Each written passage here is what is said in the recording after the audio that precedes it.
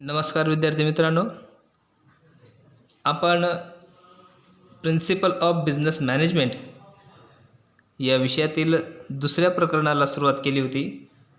Managerial planning and decision making. यामध्ये आपण last लेक्चरमध्ये मॅनेजरियल प्लॅनिंग कन्सेप्ट आणि नेचर ऑफ प्लॅनिंग या घटकांचा अभ्यास केलेला आहे. आपण आज इम्पॉर्टन्स ऑफ प्लॅनिंग या घटकाचा अभ्यास करणार आहोत. इम्पॉर्टन्स ऑफ प्लॅनिंग यामधला पहिला घटक आहे. Planning provides a sense of direction. यामध्ये असं म्हणता येईल, planning means coming up with a predetermined action plan for the organisation. It actually states in advance what and how the work it is to be done. This helps provide the workers and the managers with a sense of direction, a guidance in a way. म्हणजे बघा, planning केल्यानंतर एखाद्या व्यावसायिक संघटनेला आपल्या व्यवसायाची उद्दिष्टे गाठण्यासाठी किंवा ठरवलेली ध्येय धोरणे अचीव करण्यासाठी एक प्रकारचे दिशा किंवा मार्गदर्शन ठरू शकतं. यामुळे कोणत्या पद्धतीने कार्य करावे, किती करावे आणि कोणत्या वेळेमध्ये करावे याचं चांगल्या प्रकारे अनुभव येत असतो. त्यामुळे कर्मचारी व मॅनेजर्स तसेच मॅनेजमेंट या सिस्टममध्ये एक वाक्यता दिसून येते. तेव्हाच प्लॅनिंग हा महत्त्वाचा घटक आहे, कारण तो आपल्याला किंवा आपल्या ध्येय धोरणाला दिशा दर्शवत असतो. यानंतर प्लॅनिंग रिड्यूस अनसर्टॅनिटी. अनसर्टॅनिटी म्हणजे अनिश्चितता. व्यवसायामध्ये अनेक अनिश्चित धोके निर्माण होतात किंवा संधी निर्माण होत असतात. मग हे अनिश्चितता कमी करण्यासाठी प्लॅनिंग महत्त्वाचं ठरत असतं. म्हणजेच आपण अनेक चित्रपटामध्ये पाहिलेलं आहोत, एखादी प्रोजेक्ट तयार करण्यासाठी किती कोटी रुपयाचा खर्च येईल याचा अंदाज बांधलेला असतो किंवा किती महिन्यामध्ये ते काम पूर्ण करायचं आहे याचा अंदाज बांधलेला असतो. आणि आपण मागच्या वर्षीमध्ये कॉस्ट अकाउंटिंगमध्ये हेच शिकलेलो आहोत. कॉन्ट्रॅक्ट करत असताना ते काम किती कालावधीमध्ये पूर्ण झालं पाहिजे, त्याचं पेमेंट कसं असलं पाहिजे, या सर्व गोष्टीचं नियोजन हे पूर्व तयारीतूनच दिसून येत असतं. मग ही पूर्व तयारी कोण करावं लागतं? तुम्हाला माहीत आहे की मॅनेजमेंट किंवा व्यवसायाचा कर्ता म्हणून ज्यांनी जबाबदारी स्वीकारलेली असते त्यांनी या सर्व गोष्टीचं पालन करणं आवश्यक असतं. म्हणून तर प्लॅनिंग रिड्यूस करत असते. त्यामध्ये आपल्याला असं म्हणता येईल, planning not only set objective but also anticipate any future changes in the industry. काय आहे की not only set the object, फक्त आपली ध्येय धोरणे सेट करत नाहीत, तर काय करत असतं, भविष्यामध्ये तो बदल करून आणण्याची क्षमता त्यामध्ये असते. बरोबर आहे, कारण एकदा ध्येय किंवा दिशा ठरल्यानंतर आपणास अनेक त्यामध्ये अडचणी निर्माण होत असतात. परंतु या अडचणीवर मात करण्यासाठी एकच उपाय आहे, आपणास पूर्वनियोजन करावं लागतं. आणि या पूर्वनियोजनामुळेच एक व्यावसायिक संघटना, एक मॅनेजर, एक मॅनेजमेंटकरता म्हणून यशस्वीपणे स्वीकार होत असतो. यानंतर पुढचा घटक आहे प्लॅनिंग रिड्युसेस वेस्टफुलनेस. वेस्टफुलनेस बघा, यामध्ये असं म्हणता येईल, the detail plan make keep in mind the need of all the departments. यामध्ये नेहमी आपल्याला ध्येय धोरण ठरवल्यानंतर आपल्या लक्षात राहत असतं किंवा आपल्या मनामध्ये त्या ध्येयपूर्तीसाठी एक भावना निर्माण होत असते की आपणास यावर्षी हीच गोष्ट करायची आहे. उदाहरणार्थ, तुम्हा विद्यार्थ्यांना तुमच्या समोर असलेलं हे द्वितीय वर्ष पास होण्याचं तुमच्यासमोर ध्येय धोरण आहे, ते टार्गेट आहे. तेव्हा सतत तुमच्या मनामध्ये अभ्यास करत असताना एकच निर्णय असतो की आपणास सेकंड इयर क्लिअर करायचं आहे.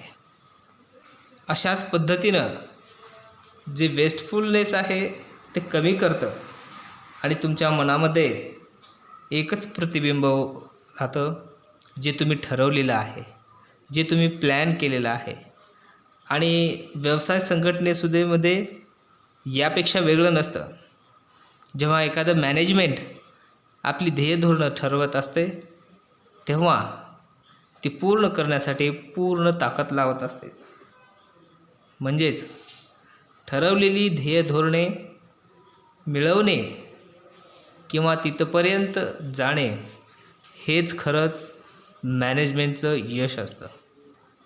मग ती परिस्थिती कुठलीही असो, त्या परिस्थितीमध्ये मात करून आपल्या व्यवसाय संघटनेला किंवा त्या ऑर्गनायझेशनला आपण ठरवलेली अचिव्हमेंट पूर्ण करण्यासाठी तयार करणं हे त्या मॅनेजमेंटचं कर्तव्य असतं.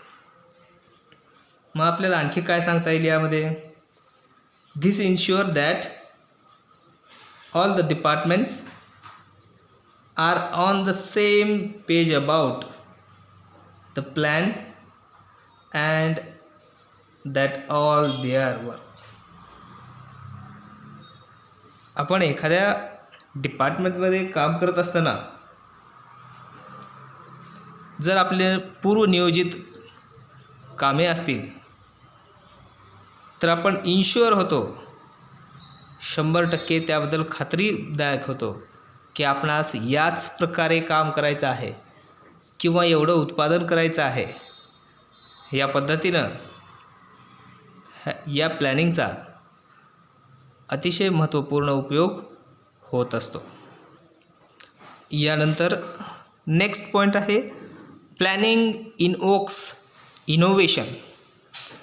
इनवोक्स म्हणजे एक प्रकारे मदत घेणे, हेल्प्स. मग मदत कशाची होते? इनोव्हेशन, वेगळेपण काहीतरी निर्माण करण्यासाठी.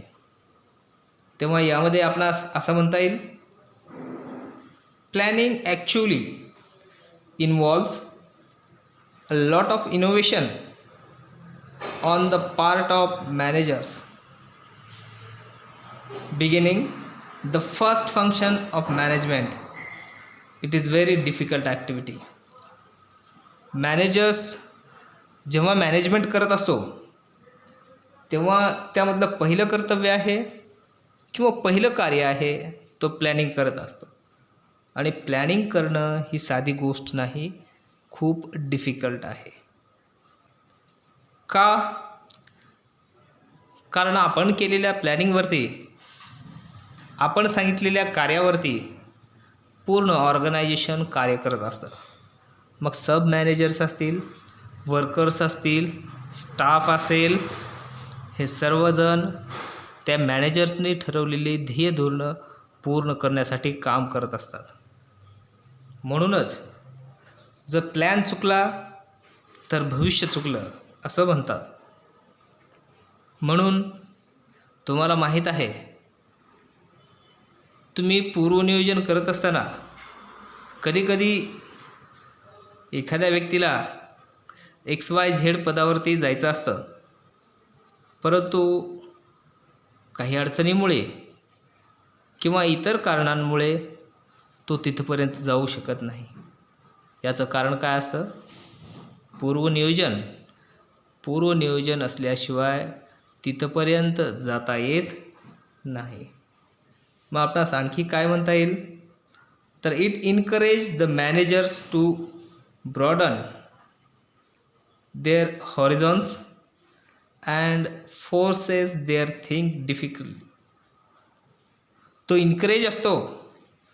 प्लॅन एक प्रकारचं मॅनेजर्सला इनकरेज करत असतो, मोटिवेट करत असतो की तो ठरवलेली ध्येय धोरणं पूर्ण करण्यासाठी पात्र आहे, किंवा त्यांनी ठरवलेली ध्येय धोरणं ही योग्य प्रकारची आहेत हे सिद्ध करण्यासाठी तो मॅनेजर्सला इनकरेज करत असतो. आणि जेव्हा स्वतः मॅनेजमेंट इनकरेज होत असतं तेव्हा ॲटोमॅटिकली पूर्ण स्टाफ, कर्मचारी वर्ग सगळेजण त्या ध्येयपूर्तीसाठी झटत असतात. यानंतर पुढचा घटक आहे make decision is equal to making easier. यामध्ये असं म्हणता येईल, in businesses planning the goals of organisation have been set, an action plan developed, and even prediction have been made for future events. म्हणजे जेव्हा बिझनेस प्लॅन सेट होत असतो तेव्हाच action प्लॅनसुद्धा develop होत असतो. आणि ॲक्शन प्लॅन डेव्हलप झाला की फ्युचरमधल्या इव्हेंटला, घडामोडींना चालना मिळत असते. म्हणजेच एखादी पूर्वनियोजन कार्य असेल तर आपणास निर्णय घेण्यास सोपे होत असतात. उदाहरणार्थ, समजा तुम्हाला मुंबईला जायचं आहे, हे तुमचं पूर्वनियोजन आहे की या XYZ तारखेला तुम्हाला मुंबईला जायचं आहे. तेव्हा तुमच्याकडं डिसिजन घेण्यासाठी किंवा प्रवास करण्यासाठी साधनं चॉईस करण्यासाठी तुमच्याकडं पर्याय उपलब्ध होतात. बस, प्रायव्हेट बस, कार्स, ट्रेन, विमान, यापैकी तुम्हाला जे साध्य होईल ते तुम्ही निवडू शकता. त्याचप्रमाणे व्यवसायातसुद्धा जर पूर्वनिर्धारित प्लॅन असेल, गोल्स असतील, तर व्यवसायात निर्णय घेण्यासाठी सोपं काम होत असतं. मग ते निर्णय घेत असताना तुम्हाला जास्त विचार करावा लागत नाही. ते काम सोपं होतं, इझियर होतं. यामुळेच पूर्वनियोजित प्लॅन असणं गरजेचं आहे. याचं महत्त्व आता तुम्हालासुद्धा पटलेलं आहे. यानंतर आजचा शेवटचा घटक आहे इस्टॅब्लिशेस स्टँडर्ड्स. यामध्ये असं सांगता येईल, once the business planning is done, the managers now have set a goals and standards. जेव्हा एखाद्या व्यवसायामध्ये प्लॅनिंग निश्चित झालेली असते आराखडा निश्चित झालेला असतो, तेव्हा त्या मॅनेजर्सला त्याची ध्येय धोरणं ठरवण्यासाठी किंवा त्याची दर्जा स्टँडर्ड ठरवण्यासाठी सोपं काम होत असतं. काय होतं? This provide the managers standards against which they can measure actual performance. त्यांनी ठरवलेली जे स्टँडर्ड आहेत त्याच्या विरोधामध्ये ते ॲक्च्युअल परफॉर्मन्स मोजू शकतात. आत्ताच आपण कॉस्टचं उदाहरण घेतलं होतं. कॉस्टमध्ये आपण कॉन्ट्रॅक्ट शिकलेलो आहोत. त्यामध्ये तुम्हाला आत्ता उदाहरण सांगितलं होतं की कॉन्ट्रॅक्टमध्ये ठराविक कालावधीमध्ये कार्य पूर्ण केलं जातं. मग ते कॉन्ट्रॅक्ट 70%, 75%, 100% हे कॅल्क्युलेट केलं जातं. म्हणजेच ॲक्च्युअल परफॉर्मन्स मोजला जातो. कधी मोजला जातो? जेव्हा आपल्याकडं पूर्वनियोजित ती संकल्पना असेल तेव्हा. मग एखादी व्यवसाय संघटनासुद्धा याच पद्धतीनं काम करत असते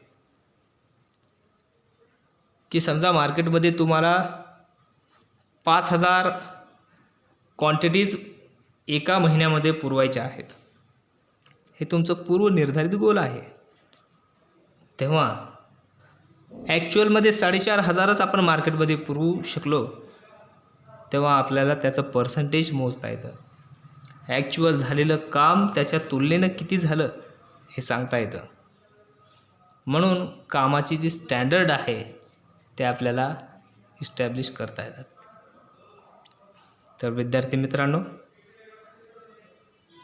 आशा आहे की तुम्हाला हा व्हिडिओ समजलेला असेल. याचा चांगल्या पद्धतीने अभ्यास करा. भेटूया आपण पुढच्या लेक्चरमध्ये. धन्यवाद.